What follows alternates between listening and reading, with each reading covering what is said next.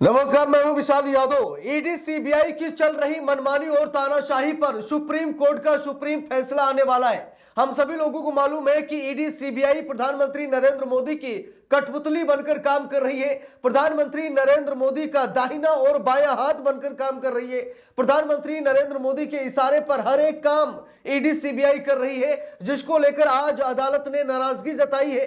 ED CBI के लिए नई व्यवस्था बनाने जा रहा है हमारे देश का न्यायिक सिस्टम। तो बड़ी खबर है, दिल को गदगद कर देने वाली खबर है। यह समझिए कि मोदी के दोनों हाथ यहां पर कटते नजर आ रहे हैं, क्योंकि एक ईडी है तो दूसरा सीबीआई है। हम सभी लोग अच्छी तरीके से जानते हैं। लेकिन अब अरविंद केजरीवाल मामले में सुप्रीम कोर्ट, हाई कोर्ट, देश की अदालत, न्याय व्यवस्था ने यह देख लिया है कि ईडी सीबीआई बेवजह लोगों को परेशान कर रही है, लोगों को जेल में रख रही है, लंबे समय तक उनको टॉर्चर किया जाता है। उन्होंने कोई अपराध भी नहीं किया, फिर भी झूठ बोलकर ईडी सीबीआई लोगों को जेल में डाल रही है। अब न्याय व्यवस्था को पता लग गया है और ईडी सीबीआई कटघरे में खड़ी हो गई है। नई व्यवस्था की मांग की जा रही है। अब सबसे बड़ा सवाल यह है कि क्या सुप्रीम कोर्ट ईडी सीबीआई का कंट्रोल अपने पास रखेगा? क्या प्रधानमंत्री नरेंद्र मोदी के इशारे पर नाचने वाली एजेंसियां अब सुप्रीम कोर्ट के इशारे पर काम करेंगी?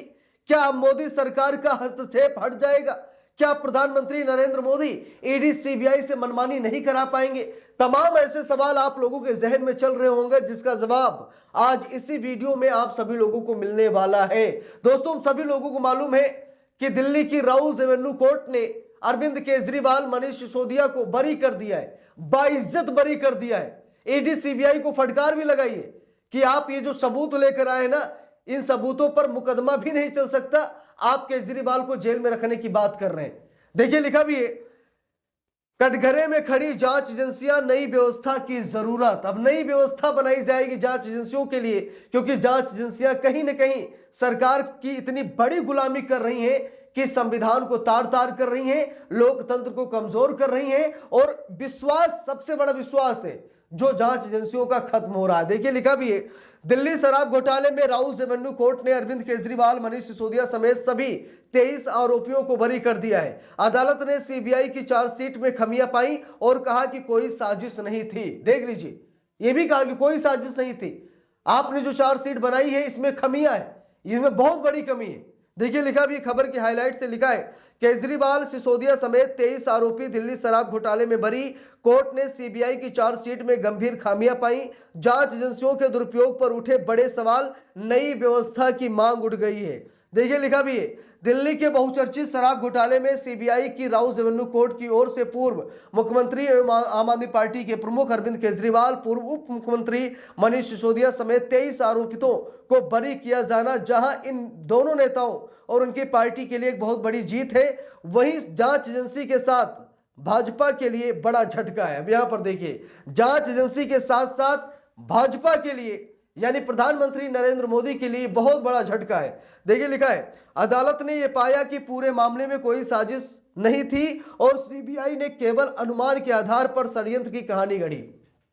अब देख लीजिए, अदालत के ये शब्द है, किसी नेता अभिनेता के शब्द नहीं है। अदालत ने क्या कहा कि पूरे मामले में कोई साजिश नहीं थी और सीबीआई ने केवल अनुमान के आधार पर षड्यंत्र की कहानी गढ़ी है। सिर्फ जांच एजेंसी ने क्या किया, अनुमान लगाया कि अरविंद केजरीवाल चोर है, और चोर साबित करने के लिए बड़े बड़े षड्यंत्र रचे गए।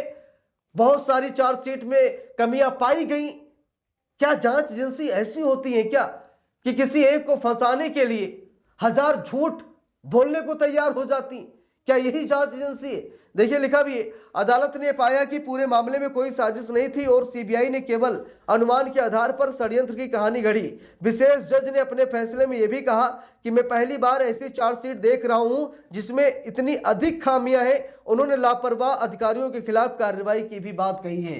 अब ईडी सीबीआई तो नप गई है और कहते भी हैं कि सरकार की चरण वंदना उतना करो जितने में खुद का मान सम्मान बचा रहे। अरे जमीर मत बेच दो सरकार की गुलामी करने में, और जांच एजेंसी के अधिकारी ऐसा ही कर रहे हैं। उन्होंने अपना जमीर बेच दिया है, अपनी इज्जत मोदी के चरणों में रख दी है। न उन्हें इज्जत का डर है, न बेइज्जत होने का खौफ है, न न्यायपालिका का डर है, न न्याय व्यवस्था का खौफ है। वो लोग मनमानी कर रहे हैं, सरकार पर ये विश्वास है कि सरकार उन्हें बचा लेगी, लेकिन अब अदालत ने साफ साफ कह दिया है कि भाई कार्रवाई होगी। जितने भी अधिकारी हैं, मुझे तो ऐसा लग रहा है कहीं उठाकर जेल में न डाल दिया जाए। भाई दिल्ली के पूर्व मुख्यमंत्री को, मौजूदा मुख्यमंत्री को उस समय डाला गया था जेल में, ठीक है, अरविंद केजरीवाल को। तो भाई ऐसे लोगों पर तो कार्रवाई होनी ही चाहिए। देखिए लिखा भी है, जब केजरीवाल सरकार नई आबकारी नीति लाई थी तो कांग्रेस भाजपा ने इस घोटाले का नाम दिया। इसके बाद उपराज्यपाल की पहल पर मामला दर्ज हुआ और जांच सीबीआई को सौंपी गई। इस दौरान ऐसे आरोप उछले कि आबकारी नीति के जरिए कुछ लोगों को अनुचित लाभ पहुंचाने से दिल्ली सरकार को 2000 करोड़ रुपए से अधिक का नुकसान हुआ। इस मामले में सीबीआई के बाद ईडी ने भी दखल दिया, लेकिन सीबीआई का केस खारिज होने के बाद ईडी के मामले को भी खारिज होने के आसार हैं। इन दोनों जांच एजेंसियों ने इस कथित घोटाले को लेकर पर्याप्त साक्ष्य होने के दावे किए और फिर एक के बाद एक कई लोगों को गिरफ्तार किया। प्रमुख लोगों में मनीष सिसोदिया गिरफ्तार हुए और फिर अरविंद केजरीवाल, दोनों को सुप्रीम कोर्ट से जमानत मिल चुकी है। हालांकि सीबीआई केजरीवाल, सिसोदिया और अन्य को बरी करने के फैसले के खिलाफ दिल्ली हाई कोर्ट गई और राउज एवेन्यू कोर्ट के जज ने उसके खिलाफ जैसी टिप्पणियां की, उनसे यह संदेह होता है कि कहीं सीबीआई ने मनमाने तरीके से तो जांच नहीं की। यही सवाल ईडी को लेकर भी है। ध्यान रहे कि न जाने कितने ऐसे मामले हैं जिनमें CBI prevention of corruption act और ED prevention of money laundering act के तहत मिली शक्तियों के सहारे नेताओं, कारोबारियों समेत अन्य अनेक लोगों को घपले, घोटाले के आरोप में गिरफ्तार कर लेती है और फिर उनमें से अधिकांश साक्ष्य के अभाव में बरी हो जाते हैं। लेकिन जब तक ऐसा होता है तब तक संबंधित व्यक्ति की प्रतिष्ठा पर आंच आ चुकी होती है और उसकी भरपाई नहीं हो पाती। बिल्कुल सही बात है, बिल्कुल सही बात है भाई। अगर किसी को बदनाम किया गया, अब दिल्ली में अरविंद केजरीवाल सत्ता से बाहर कैसे हुए? क्योंकि दिल्ली में अरविंद केजरीवाल के साथ बड़ा षड्यंत्र रचा गया। ईडी सीबीआई ने मिलकर अरविंद केजरीवाल की छवि खराब की। अरविंद केजरीवाल को घोटालेबाज बताया, चोर बताया और उठाकर जेल में डाल दिया। और जब अरविंद केजरीवाल जेल चले गए तो फिर ऐसा लगा कि हाँ सच में अरविंद केजरीवाल ने घोटाला किया है। दिल्ली की जनता को एहसास हुआ कि अरविंद केजरीवाल चोर है, घोटालेबाज है, क्योंकि जेल चले गए। क्योंकि जेल जाने का मतलब होता है न्यायिक प्रक्रिया शुरू होना। लेकिन अरविंद केजरीवाल कुछ नहीं बोले, कोई बयान नहीं, कोई टिप्पणी नहीं, वो मोदी सरकार के जुल्म को सहते रहे। लेकिन आज जब उन्हें बाइज्जत बरी किया गया तो ईडी, सीबीआई, मोदी सरकार, सबके मुंह पर एक हिसाब से कालिक पोत दी गई है। बेइज्जत खुद हो गए हैं मोदी और ईडी, सीबीआई, और बाइज्जत बरी अरविंद केजरीवाल हो गए। तो इससे साफ पता लगता है कि जांच एजेंसियों का दुरुपयोग हो रहा है और अब जांच एजेंसियों के लिए नई गाइडलाइंस जारी की जाएगी, नए दिशा निर्देश बनाए जाएंगे। इस पूरे मामले पर आप लोगों की क्या राय है कमेंट करके जरूर बताइएगा। वीडियो को लाइक, शेयर, अगर चैनल पर नए हैं सब्सक्राइब करके सपोर्ट कीजिएगा। मिलते हैं दूसरी वीडियो में, तब तक के लिए बहुत बहुत धन्यवाद।